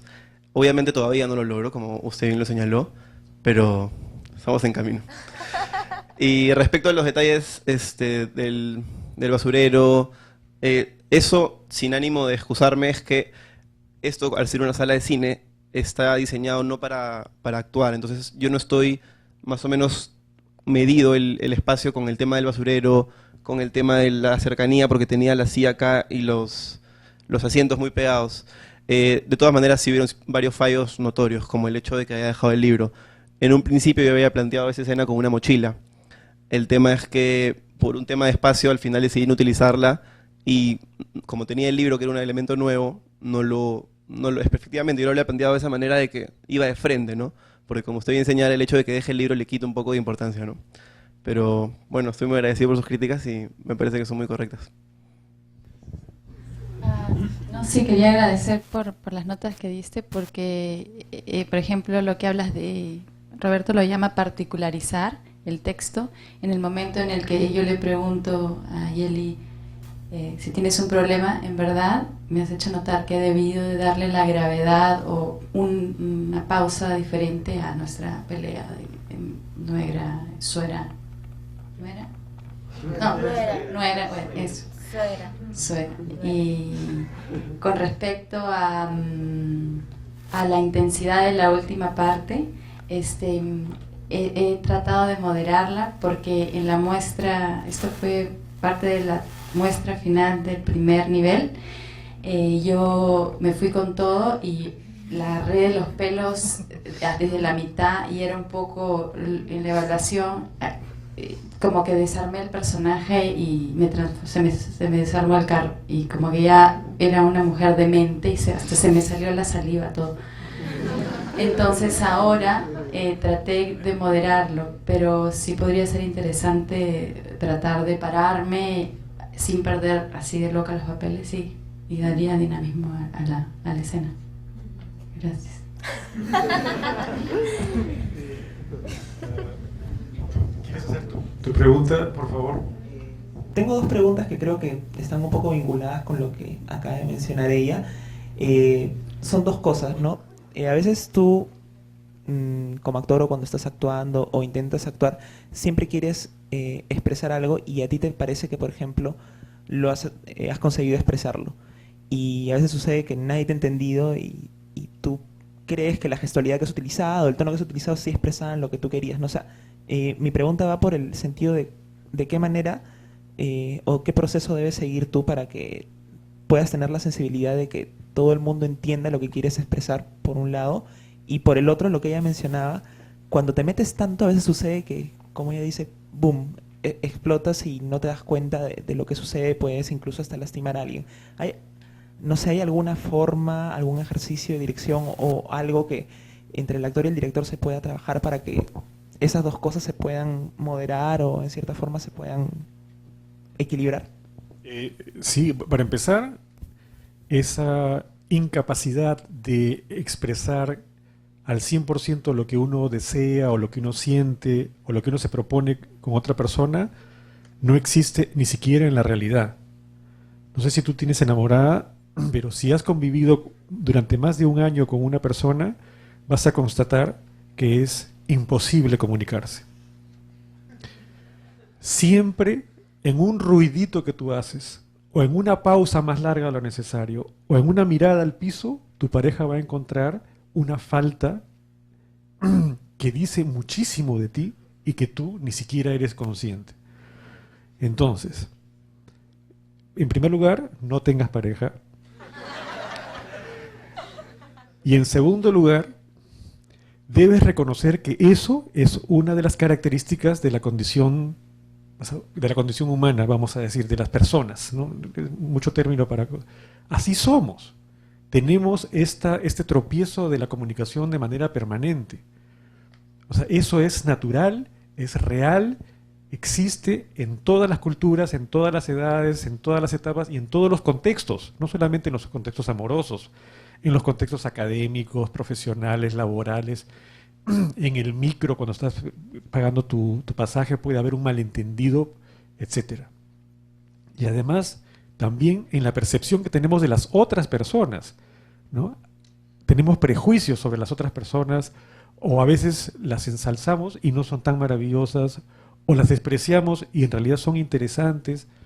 Entonces, ante todo ese contexto de inexactitud en la comunicación, lo primero que debe hacer un actor es aceptar que por naturaleza esa comunicación es tropezada. En segundo lugar, en mi propuesta en el taller, justamente, lo que intento siempre es que el alumno reconozca primero sus esquemas, los gestos y las inflexiones que él suele tener y que ya no se da cuenta, pues. ¿Por qué no se da cuenta? Porque hace 20, 25, 30 años que habla así. Entonces no es consciente de ello. Y cada vez que sale al escenario, sus compañeros hacen comentarios como los que ha hecho el profesor hace un momento, por ejemplo, ¿no? Entonces dice, alargas las vocales, te acercas demasiado, y el alumno empieza a cobrar conciencia, porque esta es una dinámica que dura un año y medio, de su forma de hablar. Y se da cuenta que en sus intentos no ha logrado impactar, ¿no? Y pasa eso. El alumno debe decidir qué inflexión, cómo maneja el tono, el volumen. No se lo impongo yo, jamás. El alumno es el que decide y constata que no funciona por los comentarios de sus compañeros, que son otros 20 chicos que están ahí mirando. Y a veces yo también intervengo. Entonces, no funciona eso. Y otras veces sí funciona. Funciona muy bien esa pausa o funciona muy bien el tono y va recibiendo constantemente una retroalimentación de sus compañeros que están en el mismo afán para reconocer y limpiar sus esquemas personales y no ponerlos en escena cuando no son adecuados o son incorrectos, y añadir nuevos manejos de texto, inflexiones, como la que le ha faltado a Valeria en ese momento, por ejemplo, probar y constatar que funcionan y tienen verdad. Eso es una enseñanza técnica. Para mí, la formación del actor es fundamentalmente técnico. El actor tiene que tener condiciones, evidentemente, tiene que tener talento que va a ir saliendo, pero es una formación técnica que no tiene nada que ver con el amor, no tiene nada que ver con la entrega personal, con la realización de mi vida, lo que toda la vida he soñado, ni nada de esas chucherías. Es un trabajo de responsabilidad, manejar bien el texto para construir bien el personaje. De lo contrario, puede hacer teatro parroquial, puede hacer teatro amateur. Eso es muy bello. Para mí el teatro más importante que se hace en nuestro país es el teatro escolar. Yo he sido profesor de teatro escolar durante 11 años y jamás me he emocionado tanto en un trabajo mío profesional como la emoción que me ha embargado trabajando con mis alumnos de los colegios en los que he estado. Y además he sido jurado en festivales de teatro escolar y es extraordinario. Es lo más bello y lo más emocionante que hay en el teatro en nuestro medio. Pero yo hago teatro profesional. Y si haces teatro profesional, tu técnica tiene que ser perfecta para conseguir constituir el personaje en términos de caracterización y de drama. Y si no lo consigues, estás equivocado. Y tu director tiene que tener esa misma capacidad para alcanzarte, si ya tú no te sale, alcanzarte una inflexión. Pero no puede imponértela porque sería una falta de respeto, sería una invasión al actor. No puede ser invadido. Tienes que crearlo tú, es tu responsabilidad para constituir el drama del personaje.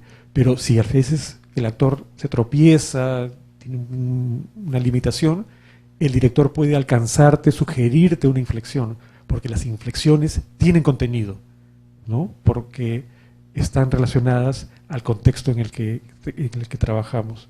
Bueno, es que es técnica, así como manejas técnicamente la palabra y el gesto, también tienes que manejar técnicamente la emoción.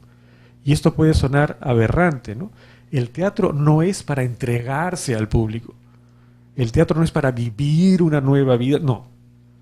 El teatro es un trabajo, es una profesión y tiene que hacerse con responsabilidad. Y así como manejas técnicamente tu voz y tu gesto, tienes que manejar también técnicamente la emoción y apretar el botón que corresponde para cuando tienes que llorar, para que el espectador se conmueva. Si a la vez tú también te la quieres creer, es tu responsabilidad. Lo más importante no es que tú vivas la emoción, lo más importante es que el espectador viva la emoción.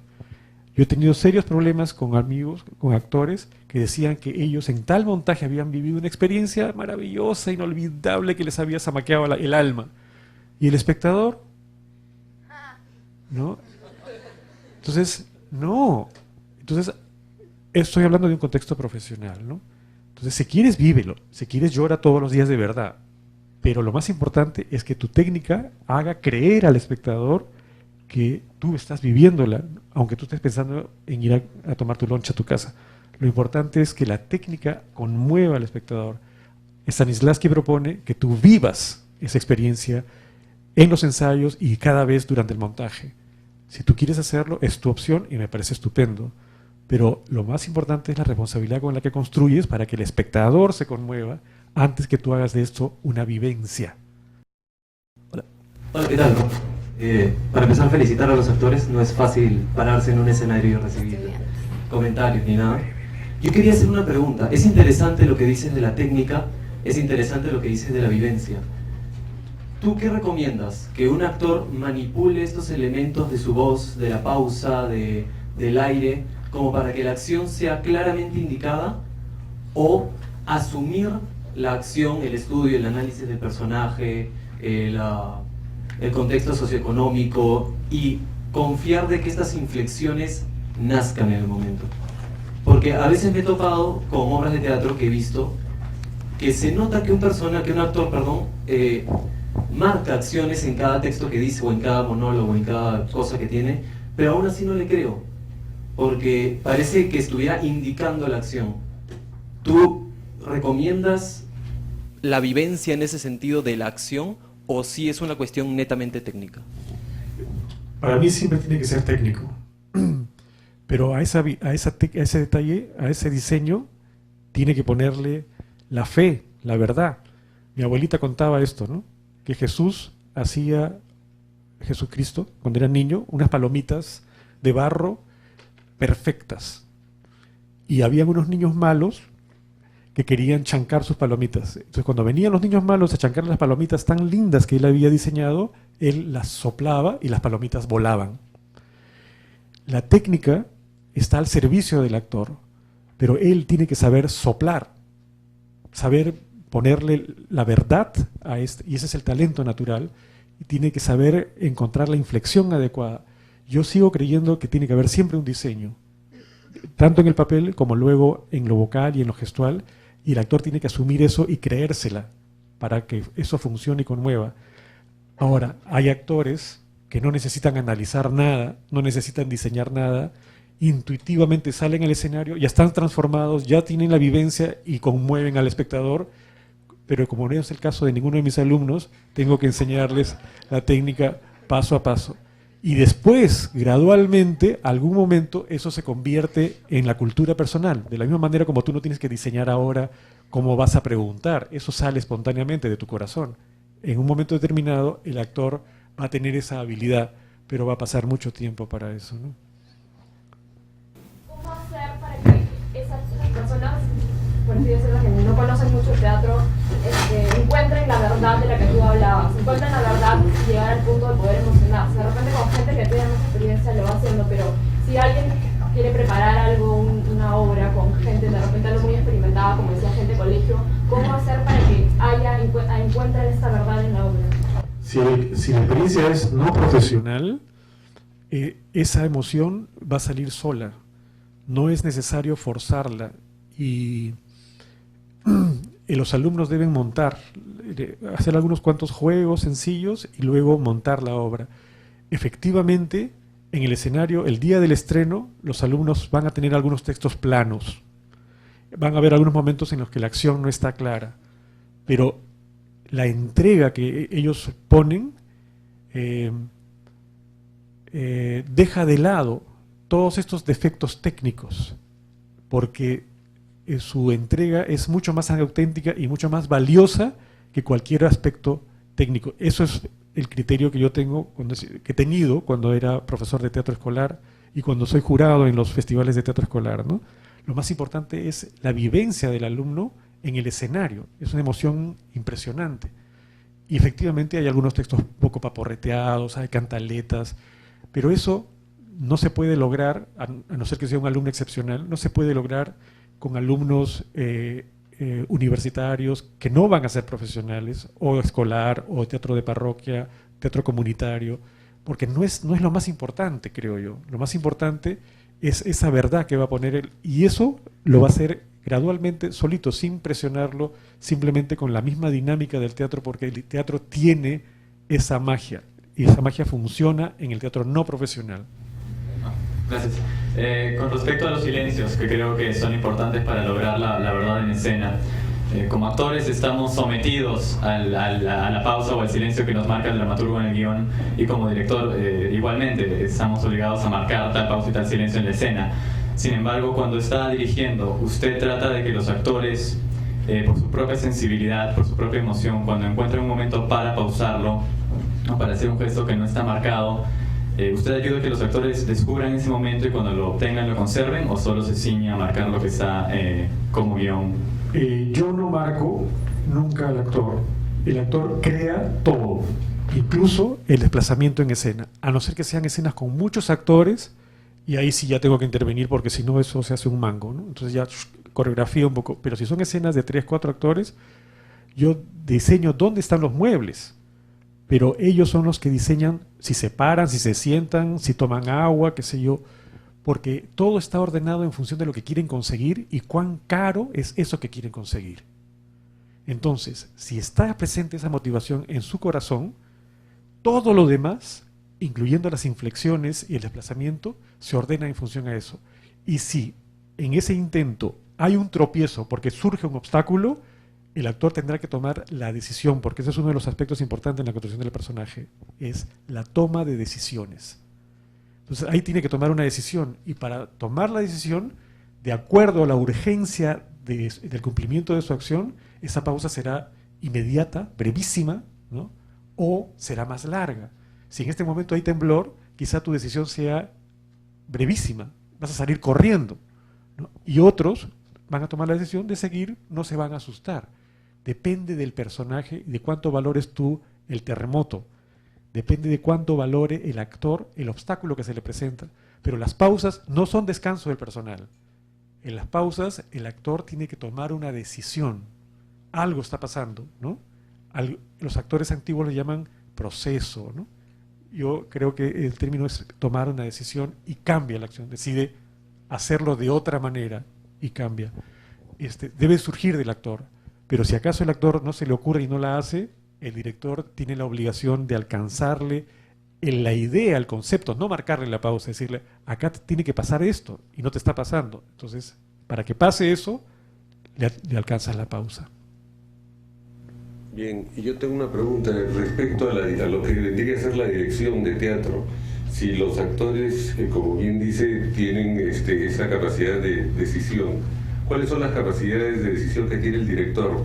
Teniendo en cuenta que la labor del director es integrar la obra con el público, y no es enseñarle al actor a actuar. Así es. ¿Nos puede brevemente? Las responsabilidades del director clásico son contar la historia claramente, exponer el argumento, plantear el drama de que se trata la obra, transmitir el contenido, ayudar a los actores en el cumplimiento de sus acciones, que esas acciones son el argumento. O sea, ahí ya estamos cerrando la cosa. Y finalmente, armar el espectáculo para que esté bonito, atractivo, en función del drama que se está presentando, no con adornos simplemente.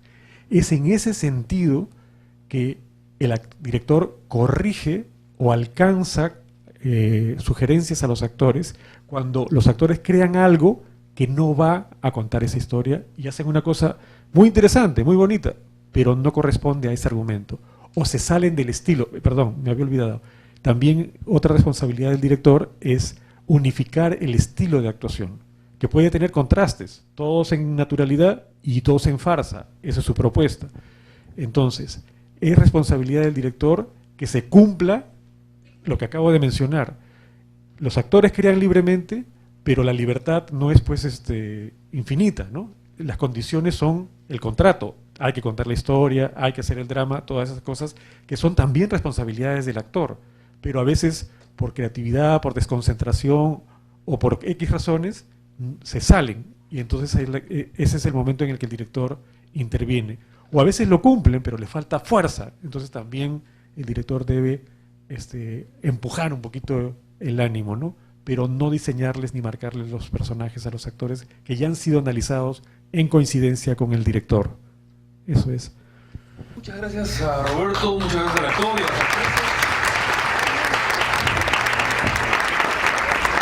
Muchas gracias.